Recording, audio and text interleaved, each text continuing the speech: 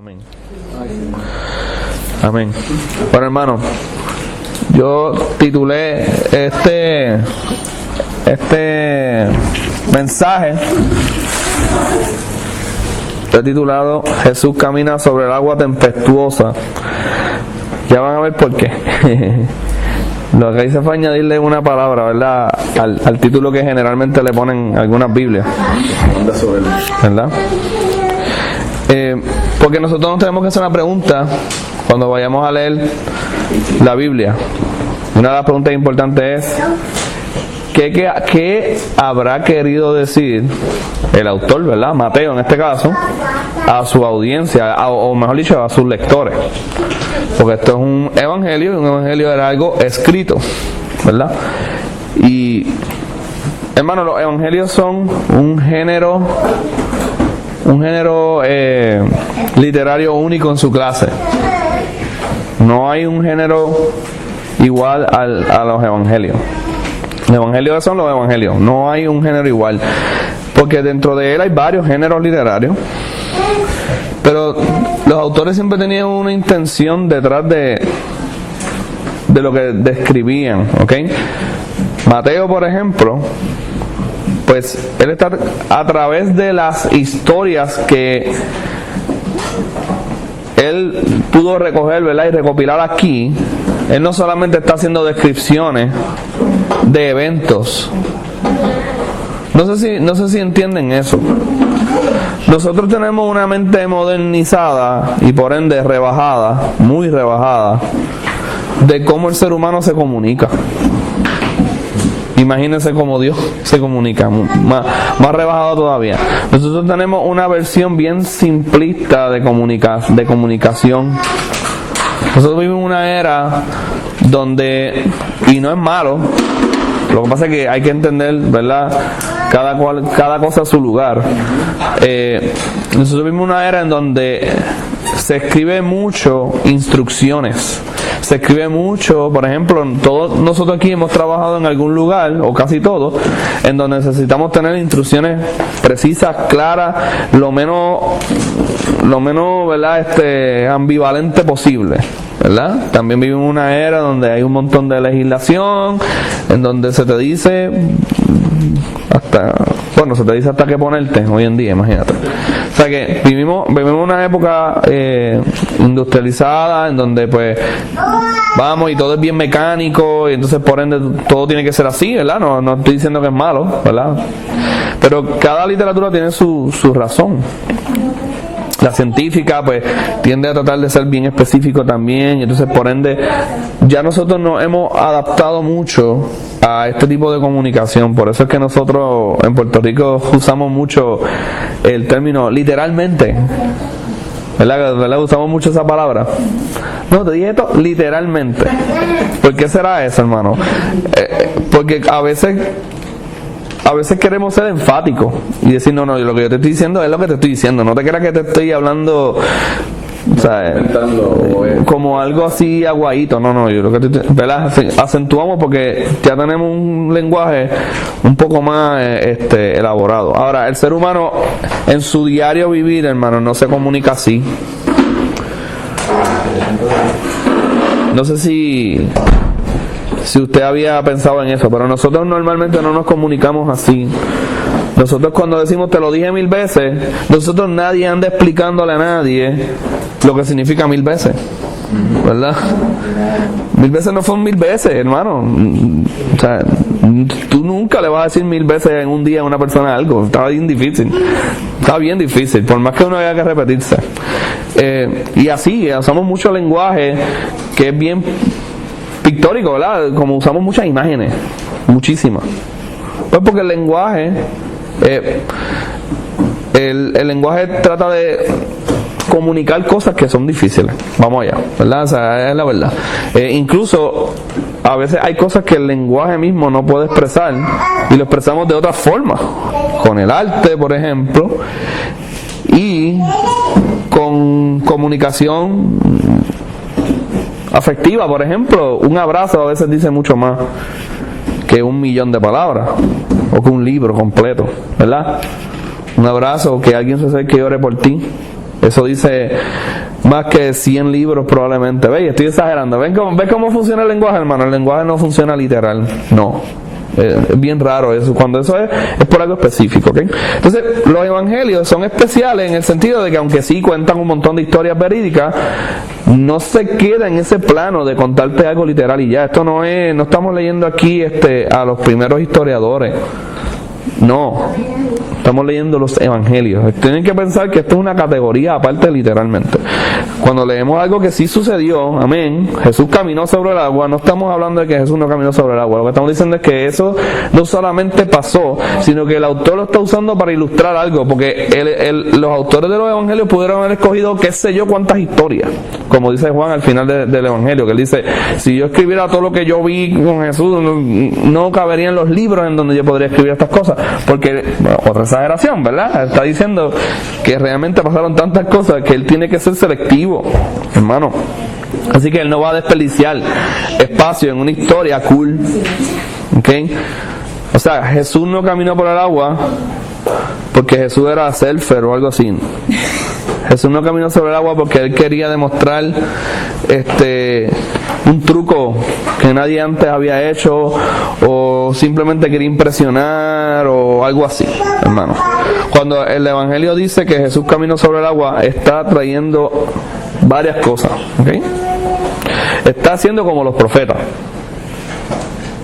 Los profetas comunicaban cosas a través de realidades, pero que a esa realidad, o sea, una mente de pacto, como hemos hablado aquí, una mente que tiene su corazón en el Señor, va a entender que esa cosa que pasa no solamente pasa y ya, sino que tiene un significado.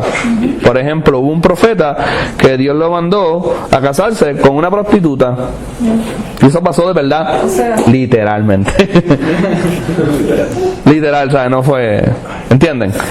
Ahora, no significa ni que eso no pasó, ni que solamente Dios por capricho dijo cásate con una prostituta porque yo soy así caprichoso. No. Cuando el Señor lo mandó a casarse con una prostituta, le dijo, básicamente tu vida es una imagen de mi relación con mi pueblo que me ha traicionado. Y yo me he casado con una prostituta, ¿ves? Algo así. Cuando vemos la Biblia no podemos quedarnos en el plano así seco de literalmente dice da 3 pasos y mira para arriba. No, sino que hay algo bien profundo aquí que los autores quieren llevar a través de cosas reales. ¿Está bien? Entonces yo me preguntaba, ¿por qué Jesús, yo no sé si usted se hizo esa pregunta, pero ¿por qué Jesús caminó sobre el agua? ¿Cuán relevante es que Jesús camine sobre el agua? No sé si usted se ha hecho esa pregunta. Bueno, antes de hablar de eso, esa es la introducción. Tenemos que pensar que es más profundo, pero vamos al contexto de Mateo 14. Y yo no sé si ustedes recuerdan que ya nosotros hablamos que antes de esto Jesús hizo otro milagro. ¿Cuál fue? La multiplicación. La multiplicación del pan, ¿verdad? ¿Se acuerdan? Entonces, y Leo siempre dice que los peces no estaban por ahí. Esta semana que lo hice en general y se recogieron como que cestas y como que sobró de todo. Es que Leo es bien literal. Es arquitecto. Ese evangelio. Ella pinta con óleo, ella se complica la vida. Hermano, cosas personales aquí, no, por favor. Bueno, pues vemos que la alimentación también tiene un símbolo, hermano. Y de hecho no hablamos de eso. Nos quedamos más en el contexto, nos quedamos más en lo que sucedió, ¿verdad? Incluso hablamos de implicaciones para nosotros y fue bien bonito, ¿verdad? Pero ¿quién alguna vez para la mente judía había alimentado con pan a la gente? Dios en el desierto, hermana. ¿Verdad? ¿Vieron? ¡Tarán! Pero ¿qué tú tienes que tener? ¿Una mente qué? Una mente bíblica. Una mente pactual. Es así de fácil. Cuando tienes esa mentalidad, cuando has leído la Biblia y la has releído y la sigues leyendo, ¿verdad? Eso es lo que hacemos aquí, para eso estamos aquí. Para conocer más al Señor. Entonces, vemos también que que el contexto de aquello que estaba sucediendo, había una, ¿verdad? Yo les expliqué que había una guerra y que lo de Juan tenía que ver con ese revolú, que le cortaron la cabeza porque era un chota. Bueno, no era un chota, realmente todo el mundo sabía que aquel rey sabía, bueno, que aquel tetrarca se había casado con la mujer de su hermano, y eso era un bochinche bien grande, y eso trajo una guerra entre dos pueblos, y entonces aquellos galileos estaban sufriendo, y los de esta área, bueno, y entonces detrás de eso Jesús viene y haciendo milagros, sanando enfermos, sacando demonios. La gente está viendo las señales y lo siguen en un lugar donde no hay comida, y entonces el Señor tiene compasión y los alimenta. Pero ¿qué pasó después, hermano? Jesús los alimentó, terminó el mensaje, ¿y qué pasó? ¿Se acuerdan? Jesús los despide. Antes de Jesús despedirlo, ¿por qué los despidió y decidió irse a orar? ¿Se acuerda que él decidió irse a orar? Jesús decidió, después de multiplicar la comida y alimentar a más de 5,000 personas, él dijo, ok, esto se acabó, me voy. ¿Qué fue lo que pasó? Fue algo bastante shocking. Déjame buscar. Vamos a leerlo, lo leemos ahora. No me acuerdo. Lo leemos ahora, ¿ok? Juan 6. Lo que pasa es que no está en Mateo. Y yo se lo leí, hermano. En Lucas. Están colgados. Está en Lucas. Están colgados. Lo leímos, es Juan 6. ¿Ok? Yo se lo voy a leer del 15 al 21. Juan 6 del 15 al 21. Vamos a leer Juan del 15 al 21. Dice: pero entendiendo Jesús que iban a venir para apoderarse de él y hacerle rey. Se retiró del sol. ¿Juan qué? Voy a repetirlo. Juan 6, 15 al 21. Pero entendiendo Jesús que iban a venir para apoderarse de él y hacerle rey con minúscula diría yo, volvió a retirarse al monte él solo. Sí, ahí está con minúscula. Sí, yo lo digo sarcásticamente. Eso implica también muchas cosas. ¿Sabe? A él lo querían hacer rey. Realmente aquí es un término como ambiguo, porque si vamos al término exacto de la época, no eran reyes, eran tetrarcas, ¿ves? Eran tetrarcas, eso lo hablamos la otra vez. Pero lo que quiere decir es que los gobernantes, quien gobernara sobre Galilea y el otra área, ¿verdad? En mi versión dice, van a venir y por la fuerza. Por la fuerza. Sí. Es como que iban a formar una revolución allí, un revolú. Democracia. Sí, como... Lo escogieron. Lo escogieron democráticamente por la fuerza. ¿Entienden? Él dijo, no, esto no es, ¿verdad? Fíjate, entendieron más que nosotros lo que estaba pasando. Bueno, hermana, Lo vieron como rey. por lo menos, Como rey, por lo menos. pero por el contexto, exacto, por el contexto de guerra que había. Exacto, Para que me dé pancito, ¿verdad? Para que me dé el pan. Yeah. para eso fue. Doble sentido, el pan. Vamos para Mateo otra vez.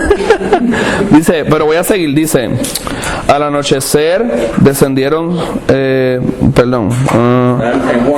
estoy en Juan otra vez, Juan 6, vuelvo al versículo 15. Pero entendiendo Jesús que iban a venir para apoderarse de él y hacerle rey, volvió a retirarse al monte él solo. Se escabulló. Solo, se fue solo. ¿A qué? A orar. Al anochecer, ya pasó un tiempo, él se fue solo. De hecho, en Mateo dice que él los despidió. Le dijo, no, nos vemos, bye. Y se fue al monte, pero pasó algo, ¿ok? Entre medio por ahí. Al anochecer descendieron sus discípulos al mar y entrando en una barca iban cruzando el mar hacia Capernaum. Estaba ya oscuro y Jesús no había venido a ellos. Y se levantaba el mar con un gran viento que soplaba. Cuando había remado como 25 o 30 estadios, vieron a Jesús que andaba sobre el mar y se acercaba a la barca, y tuvieron miedo.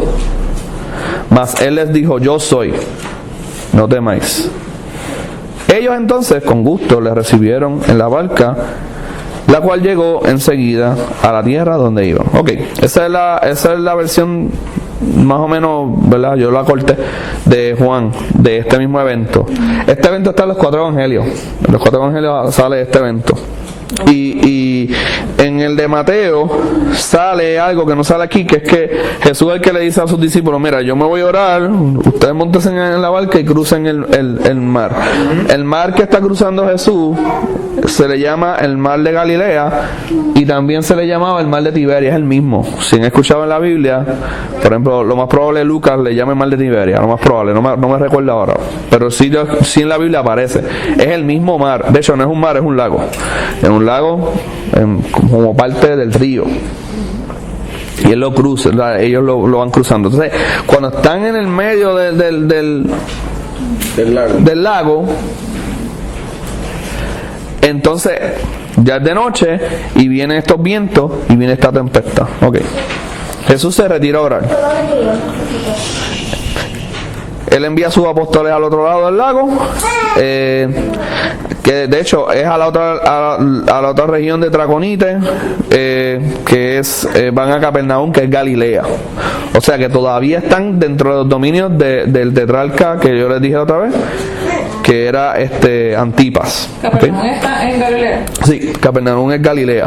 Es a la orilla de ese mar o de ese lago, pero en territorio de Galilea en aquel tiempo. No, yo estaba otra vez. Tetrarca es como un alcalde de esa. Tetrarca sería como la cuarta parte de un reino. Un reino son dividido en 4 y habían 4. Ya para este tiempo no quedaban 4, quedaban 2 nada más. Y uno se llamaba Herodes de Antipas y el otro era Felipe. Y los dos eran unos. Ese Felipe no es el Felipe que viene por ahí. Como de verdad hay de todo. El miedo cristiano. El mar de Tiberia, bueno, Tiberia, no sé si eso les ayuda en algo, pero Tiberio era el emperador de aquel tiempo, por eso uno de estos dos charlatanes tuvo que haberle cambiado el nombre al mar por lambeojo, como uno dice aquí. Sí, eso se hacía, ¿ok? Así que por eso es que es el mismo mar. Está bien. Ok, ya les di un poquito de contexto. Ahora, después de haber orado, al ser de noche, Jesús sale al encuentro de sus discípulos que aún no habían llegado al otro lado.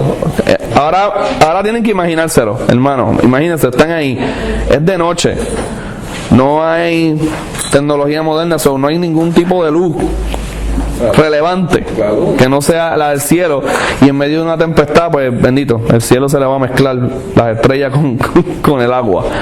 Entonces la palabra que se usa aquí que dice tormenta, realmente dice que es una palabra que se usa para tortura, para dolor, para tormento.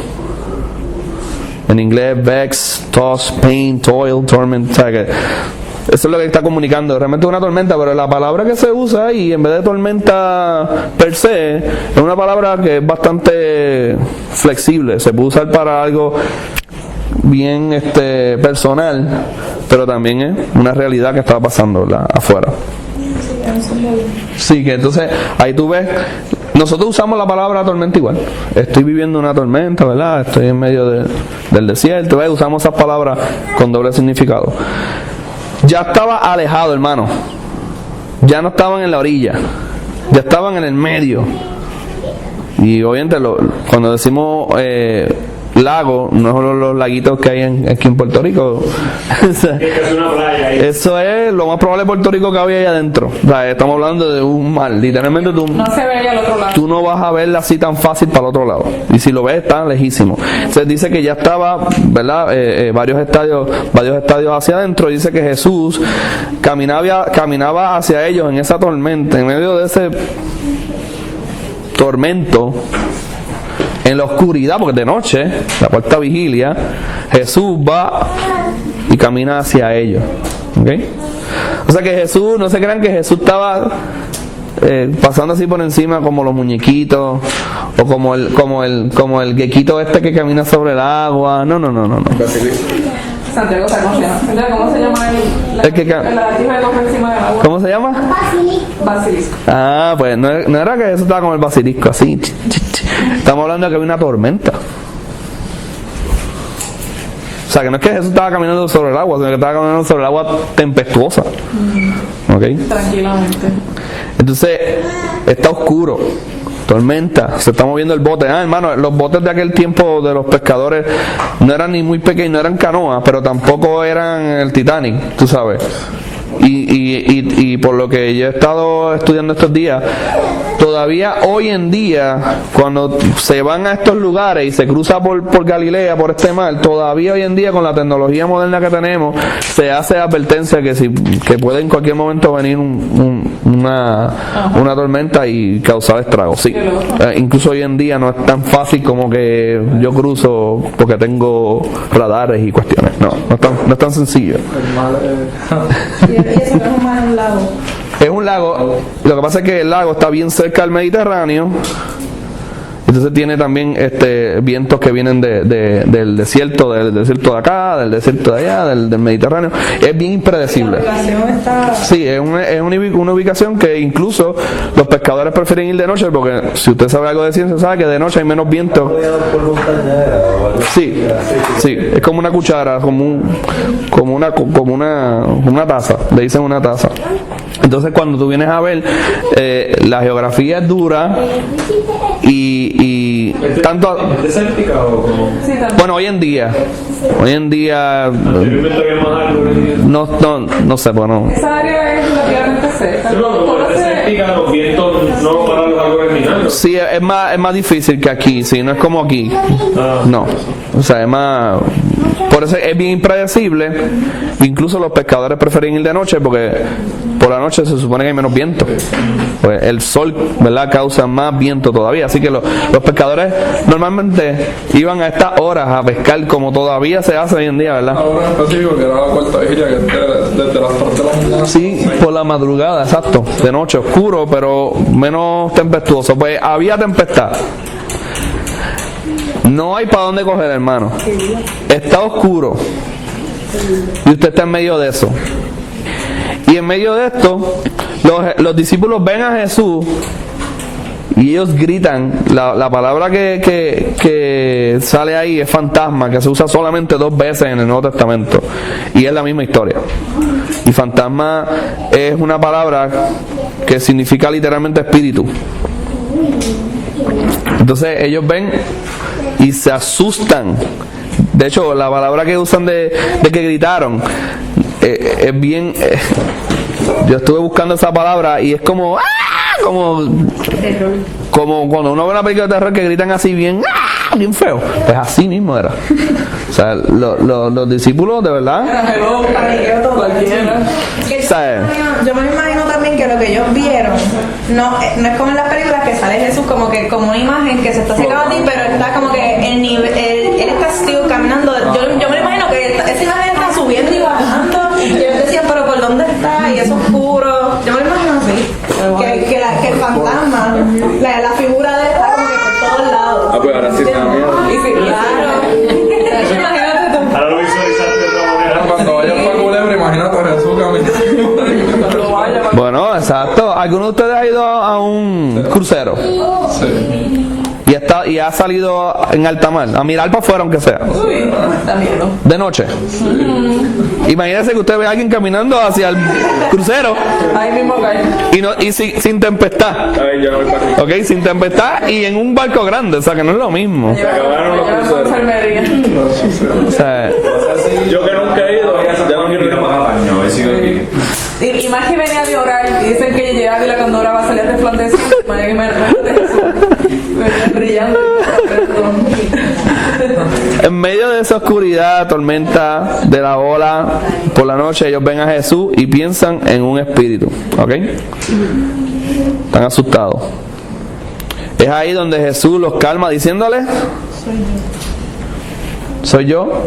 Incluso hay otros comentaristas que dicen que él usa ahí El yo soy. el yo soy. ¿Verdad? Lo dice yo con letra mayúscula. Yo soy.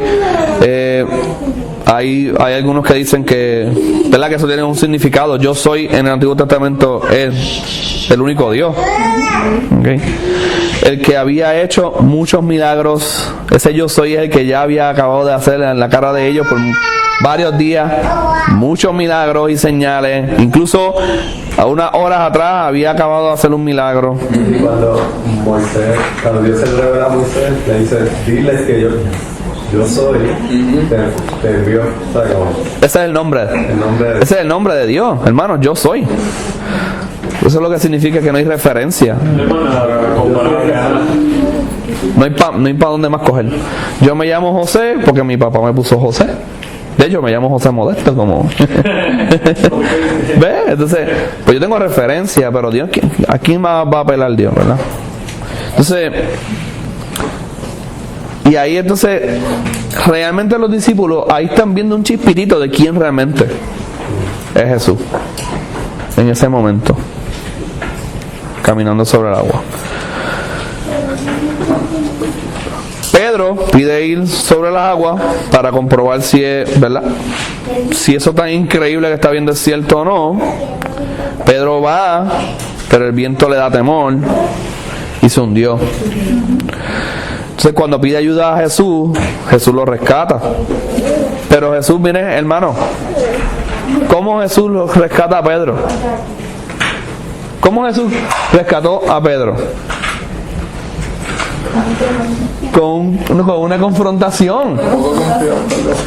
¿Qué le dice? ¿Por qué dudaste? Eso yo creo que estamos llegando al clímax. ¿Por qué dudaste? Como que todavía no entiendes lo que te quiero decir. Acabaste de ver, acabaste no. Llevamos semanas experimentando cosas sobrenaturales. Yo te digo, soy yo y me pides que venga a mí, empieza a caminar sobre el agua y dudas por el miedo. Por el miedo a las circunstancias, ¿verdad? Porque hay viento. Dice que el viento le dio miedo. Pero si hace un segundo atrás le acaba de dar terror al supuesto fantasma. Ven, miedo a los vientos, miedo al fantasma. Entonces, ¿a quién tú le tienes más miedo aquí? O sea, cuando el Señor te llama a caminar, se supone que continuamos con ese miedo, hermano. Realmente ese temor, como nosotros decimos en español, ¿verdad? El miedo suena como algo negativo. Pero, hermano, como ustedes mismos decían ahorita, si usted llega a ver a Jesús así, caminando, no le va a dar miedo. Lo más probable es que termine en el hospital. La ansiedad y pánico. Sí. Ahí mismo me quedo al lado. Sí, yo creo que sí. Yo creo que sí, hermano. Ahora,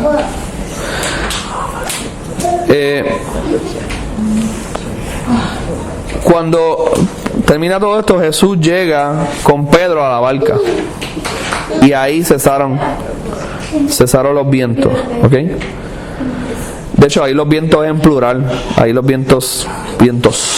No cesó el viento, como nosotros diríamos hoy en día, cesó el viento. Pero aquí se usa vientos en plural. Y esa palabra en el griego se usa para, implica los 4 vientos. ¿Han escuchado en la Biblia los 4 vientos? En Cantares, ¿no? Eso lo hay en todos lados, hasta en Apocalipsis. ¿Ok? Sí, sobre Pedro, no sé, yo siempre que he pensado que hay una relación ahí entre la fe Sí. y el caminar de una manera milagrosa, de una manera sobrenatural, sobre el agua, y la duda y ya no poder caminar sobre el agua como camino. Sí. O sea, como hay una capacidad sobrenatural cuando tienes fe. O sea, es como que le dice a ese monte que se mueva, se va a mover, pero si no hay fe, ni siquiera los milagros de Jesús, en los grupos, en las comunidades donde no había fe, no se da. O sea, como una relación entre la fe y lo sobrenatural. Claro. Eso es uno de los puntos de esta historia, la fe. Sí. Claro, hermano. Y la fe tiene un objeto. Pues la fe es como un carro. El fin de la vida no es tener un carro. Bueno, hay gente que... Pero el fin de la vida no es tener un carro. ¿El carro es para qué? Para llegar a un sitio, para llevar algo, para llevarte a ti de un sitio a otro, ¿verdad? Sí. ¿Verdad? Entonces la fe es igual. La fe no se basa en la fe. Y eso también es otro problema que hay, ¿verdad?, en la cristiandad hoy en día. Fe por... Tienes que tener fe, entonces fe. Pero ¿fe de qué tú estás hablando? ¿Fe de qué? Porque fe es creer, ¿verdad? Exacto, ¿creer qué? ¿Creer en quién? Y creer que Jesús es qué. Ese es el punto aquí. ¿Qué pasó después que Jesús llegó a la barca y se calmó la tempestad, hermano? Lo leímos. Los discípulos declararon que él era verdaderamente el Hijo de Dios. Obvio. No, van a decir que... Sí, se cuestionaron quién es este que Dice en Mateo, ¿verdad? Porque dice, ellos entonces con gusto le recibieron en la barca, la cual llegó enseguida a la tierra donde iban. Pero antes de eso dice, perdón, es que estoy leyendo donde no era, perdón. Ahora, dice, cuando ellos subieron en la barca, se calmó el viento, entonces los que estaban en la barca vinieron y le adoraron. Se manifestó como Dios. Diciendo, verdaderamente eres el Hijo de Dios, Hijo con mayúscula. Y ahí está Mateo otra vez recalcando la divinidad de Jesús y Jesús siendo rey por encima de toda la creación. Porque ahí te puede llevar también al Génesis, como todo estaba desordenado y Jesús mismo en Jesús, ¿verdad? Juan dice que Jesús fue el verbo. Todo se va uniendo como que... Jesús demuestra en esta historia algo bien importante. Jesús demuestra en esta historia, voy a tirarme una palabra de domingo, la inmanencia y la trascendencia de Dios. Trascendencia, Dios es único y por encima de su creación Él es el que creó todas las cosas, por ende Él es otra categoría, es otra liga, no hay nada por encima de Él, ¿verdad? ¿Y su inmanencia qué es? Que no es el Dios de la ilustración, que dejó todo ready y cogió vacaciones. No, ese no es Dios. Ese es el Dios que creen muchos cristianos, hermano. Que a Dios se trata de lejito, tú sabes, porque Dios está por allá y yo estoy por acá. Es como un teísmo, realmente. Eso es deísmo, eso se llama deísmo, eso es paganismo, ¿ok? No, ese no es Dios. Jesús demuestra las dos cosas. Él está sobre, literalmente caminó sobre el agua tempestuosa por la noche. Su creación. Y en medio de todo ese revolú que hizo, se relacionó inmanente, está cerca. Dios está cerca, Dios está ahí, Dios está aquí. Amén. Y tiene que ver con lo que pasa contigo ahora. Dios no se fue de vacaciones, hermano. ¿Okay? De hecho, Jesús es el Hijo de Dios, de la naturaleza de Dios. Es Dios encarnado. Más cercano tú no puedes tener a Dios. Y como decía Samuel ahora, ¿no les recuerda todo esto una historia? Algo bien importante del Antiguo Testamento. Esta historia del agua. Todo lo que hablamos ahora une todos los elementos sobre el agua tempestuosa. Cuando Moisés dividió las aguas, llegó ella y después él tiró las piedras del... Más sencillo y que todo el mundo lo sabe, hasta los niños se lo saben. No, tú la mencionaste ahorita. La creación. La creación. Y la tierra estaba desordenada y vacía, y las tinieblas estaban sobre la faz del abismo, y el Espíritu de Dios se movía sobre la faz de las aguas. Qué bello. Mateo está trayendo, Y vemos la Trinidad en ese milagro también. Qué bello. está trayendo. No te está trayendo una historia, hermano. Jesús no está pasando por encima del agua porque estaba enzorrado y quería demostrar, déjame ver qué milagro hago hoy. ¿Por qué no hizo otro? Yo no escucho el sonado. ¿Por qué Jesús no hizo otro milagro? ¿No se les ocurre algo maravilloso que Jesús pudo haber creado un mantecado de la nada? y dárselo a sus discípulos, decirle, tengan helado en medio de la tormenta, lámbanse el limber en lo que pasamos esta. O simplemente calmar la tempestad y ya, desde lejos, mira, o qué sé yo, ¿por qué tiene que ser esto? De esta forma, hermano. Porque Mateo está comunicándonos la trascendencia y la inmanencia de Dios, la podemos ver literalmente en Jesucristo. ¿Ok? ¿Hay otro Dios? ¿Existen varios dioses? ¿No? Entonces, si solamente hay uno, como nos acaba de ilustrar aquí nuestro hermano Santiago. Es que anoche estábamos estudiando los dioses de Egipto y como que las placas que sacaron cada una y como que Dios demostró eso para que demostrarles que hay un solo Dios. Ah, y aquí también. Lo conectó ahí. Y aquí también. Jesús está demostrando que Él es algo. ¿Ok? A sus discípulos, algo íntimo, ¿verdad? A sus discípulos. Vamos a hacer, ven hermano, hay muchas aplicaciones. Cuando ya hicimos la interpretación y vimos incluso una conexión con el mismo, ¿verdad? La misma Biblia interpretando la Biblia. Si se dieron cuenta, eso fue lo que hicimos. No hicimos más nada, ¿verdad? Aunque sí hemos hablado, pero cuando uno ya tiene una interpretación, uno entonces ahora puede aplicarlo mejor. Y eso es lo que nosotros hacemos todos los domingos. Tratamos de ir primero así, ¿verdad? Tratamos de interpretar, ¿verdad? Más o menos, dependiendo del pasaje. Además que hay muchas herramientas. Y ahora podemos aplicarlo. Pero yo quería hacer una aplicación del pacto que yo les he enseñado por muchos domingos, ¿verdad? Que a mí me gusta un instrumento que yo uso, de que el pacto de Dios tiene 5 puntos. Y ya vimos la trascendencia e inmanencia de Dios en Jesús en este versículo, en estos versículos, ¿verdad? Jesús muestra su poder de forma significativa, hace cosas que solo Dios, el digno, ¿verdad?, de ser adorado, hace y reflejan al Dios creador y sustentador, recibiendo adoración de sus súbditos. Trascendencia, punto primero, ¿verdad? Dios establece, yo soy, lo que yo digo, eso es lo que es. No dudes, ¿verdad? Jerarquía, autoridad y servicio. Ese es el segundo punto. El Señor no establece algo y lo deja en el aire, sino que Él entonces quiere un propósito con el ser humano. ¿Ok? En este caso, ¿verdad? La autoridad y servicio, en este caso están ¿quiénes? Los discípulos, que son los adoradores, que están allí en la barca, los primeros enviados a proclamar las buenas noticias del reino. Estaban en la etapa de vivir en carne propia la trascendencia e inmanencia de Cristo, quien les va a enviar a hacer estas cosas. La ética, que es la ley, los estatutos, qué cosa yo voy a llevar, qué es lo que yo voy a enseñar a la gente. Jesús estaba preparando a sus discípulos para la obediencia y les mostraba una orden muy seria. ¿Ok? Aquí podemos buscar una orden que Dios le está dando a su pueblo, a sus discípulos. ¿Cuál es? Confía en el Hijo y no temas, ¿verdad? Confía en el Hijo de Dios sin titubeo, Él es soberano.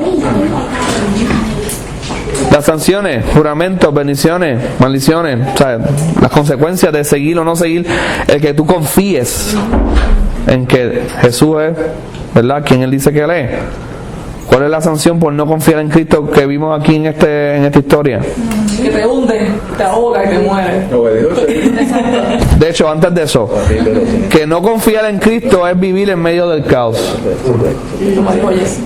Como decía Jesse ahorita, que es vivir en el mar. De hecho, el mar para el judío era un símbolo de caos, de algo terrible. De hecho, porque lo es. A nadie quisiera que un helicóptero lo depositara en el medio del océano y lo dejara de noche allí, ¿verdad?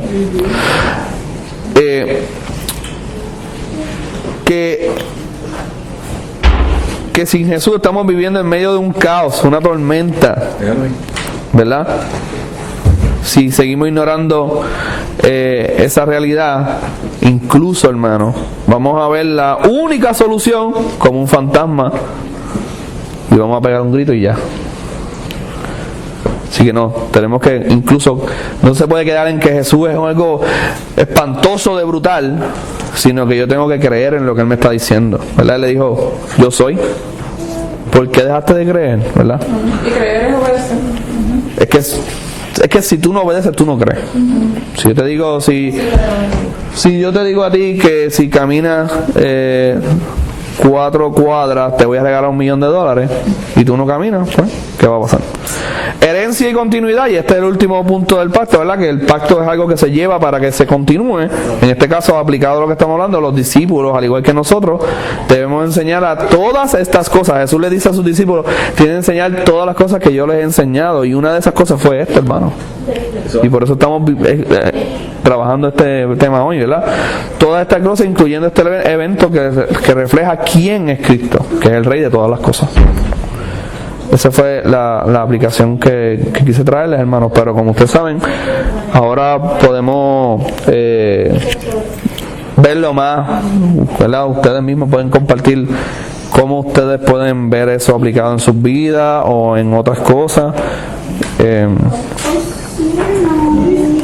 A mí me recuerda Hebreos 12, que dice: por tanto, ya que estamos rodeados por una enorme multitud de testigos de la vida de fe, y quitemos todo peso que nos impide correr, especialmente el pecado que tan fácil nos hace tropezar, y corramos con perseverancia la carrera que Dios nos ha puesto por delante. Esto lo hacemos al fijar la mirada en Jesús, el campeón que inicia y perfecciona nuestra fe.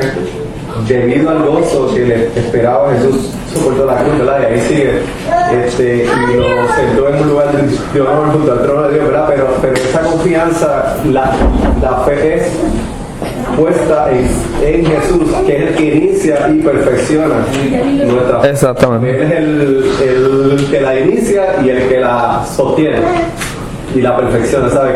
Que yo creo que como aplicación también, como bien tú decías, él es tener nuestra mirada puesta en Jesús y reconocerlo como Dios, pero a la vez esa la inmanencia, ¿verdad? Y ese sentido de que Dios se ha acercado y Él está con nosotros y nos ayuda a perfeccionar esta fe, ¿sabes? Como que, y eso yo creo que es la vida del cristiano, que estar mirando a Cristo todo el tiempo. Si no, nos hundimos. Sin Él, ¿verdad? Si Él nos ama, Él nos va a decir, ¿por qué estás desconfiando? Y ahí me gusta ese texto, que aunque no hace referencia a eso, ¿verdad? Pero sí hace la cuestión de el pecado, que nos quitemos ese peso del pecado que nos hace, ¿verdad? ¿Incredulidad es pecado? Amén. A mí me